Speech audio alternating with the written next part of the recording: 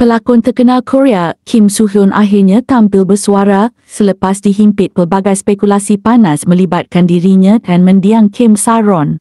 Dalam satu sidang media yang berlangsung pada 31 Mac, bintang drama Queen of Days itu menangis teresak-esak ketika menafikan dakwaan bahawa dia pernah menjalinkan hubungan cinta dengan Sa-ron sewaktu aktris itu masih bawah umur. Malah, Soo Hyun turut dituduh menafikan bahawa dia menjadi punca tekanan kewangan yang didakwa menyebabkan kematian tragik pelakon muda itu. Saya tidak pernah ada hubungan dengannya semasa dia di bawah umur dan tidak benar sama sekali bahawa dia mengambil keputusan sebegitu kerana tekanan akibat hutang daripada saya atau agensi, tegasnya. Dalam nada sebab dan mengalir air mata, pelakon tampan itu menjelaskan dia terpaksa tampil mempertahankan diri kerana dakwaan yang dilemparkan terlalu berat dan mencemarkan reputasi serta emosinya.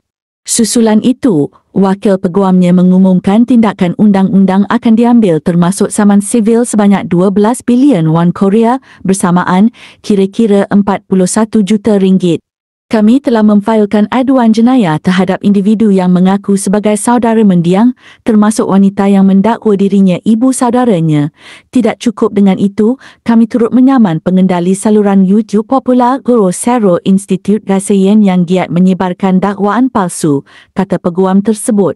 Tindakan ini diambil selepas beberapa pihak termasuk keluarga mendiang dan YouTuber terkenal tampil membuat tuduhan berat seperti grooming gadis bawah umur, penderaan emosi dan pengabaian. Kesemua pertuduhan tersebut dinafikan sekeras-kerasnya oleh Kim Soo Hyun. Namun sepanjang penjelasannya itu, satu perkara yang membuatkan ramai pihak tertanya adalah tindakan Soo Hyun memanggil Kim Sa-ron sebagai si mati berbanding menyebut nama mendiang.